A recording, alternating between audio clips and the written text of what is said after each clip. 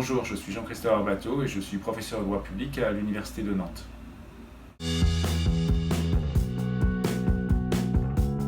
La chaire comprend également bien entendu un volet recherche. Il s'agit ici de conduire, de diriger un ensemble de travaux portant sur le droit de la culture de l'Union européenne. Alors dans le projet que j'ai porté, il y a deux colloques qui doivent être organisés. Un colloque plutôt à destination entre guillemets des jeunes chercheurs, donc des doctorants ou jeunes docteurs ou maîtres de conférences, et qui doit porter sur les droits culturels dans l'Union européenne, dans l'ordre juridique de l'Union européenne. Concrètement, il s'agit de s'interroger notamment sur la portée de la liberté d'expression, sur les dispositions de la charte, également relatives à la liberté artistique. Il s'agit de voir quels sont les droits, les droits des créateurs, les droits que l'Union européenne offre aux créateurs, ainsi que les droits des spectateurs, des visiteurs des musées, etc. etc. C'est un domaine qui jusqu'ici n'a pas fait n'a pas fait l'objet de très nombreuses études, à l'exception de Madame Céline Romainville, qui est chercheuse à l'Université de Louvain. Et d'ailleurs, c'est avec elle que je vais organiser ce colloque qui donnera bien entendu lieu à publication. Il pourrait s'agir soit d'une publication papier, soit d'une publication en ligne, soit éventuellement des deux. À cette première manifestation scientifique s'en ajoute une seconde de très grande envergure, puisqu'il s'agira d'organiser, probablement à Paris, un colloque portant sur le droit de l'Union européenne et le marché de l'art.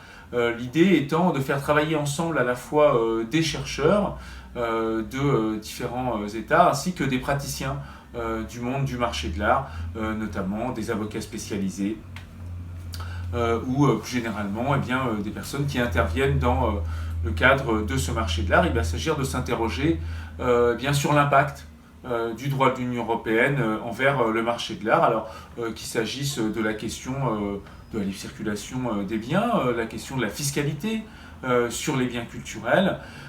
L'idée va consister de manière globale à voir quel est l'impact du droit de l'Union européenne sur ce marché de l'art, quelles sont là aussi les lignes directrices, du moins s'il y en a, repérer les lacunes, les failles, confronter les regards, afin aboutir à des résultats qui pourront être aussi intéressants à la fois sur le plan universitaire, mais aussi pour les praticiens de ce marché de l'art.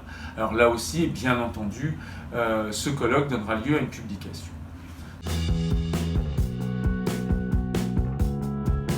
Le projet de chaire prévoit également la rédaction d'une monographie d'un manuel sur le droit et les politiques de la culture de l'Union européenne.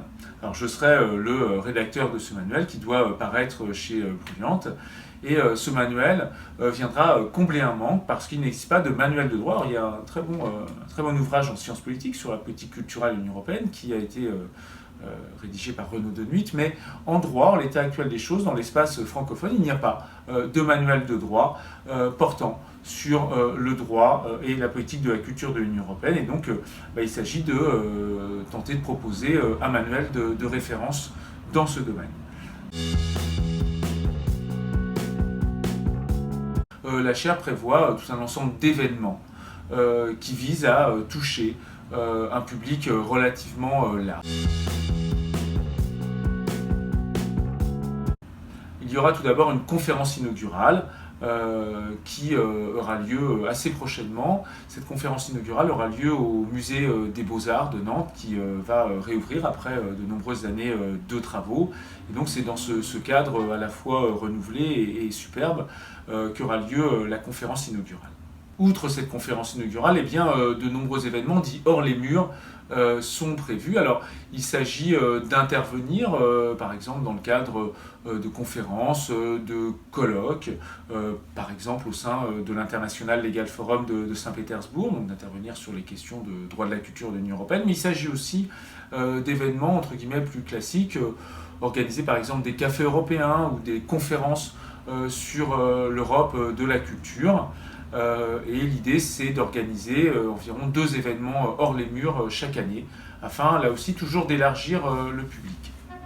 Enfin, aura lieu une conférence, entre guillemets, finale de la chaire, et cette conférence est prévue pour avoir lieu à Plovdiv, en 2019. Alors pourquoi Plovdiv en Bulgarie? Bien parce que Plovdiv en 2019 sera capitale européenne de la culture et la conférence portera justement sur cette opération spécifique qui est l'action la plus connue du grand public en matière de politique culturelle de l'Union européenne, qui est capitale européenne de la culture.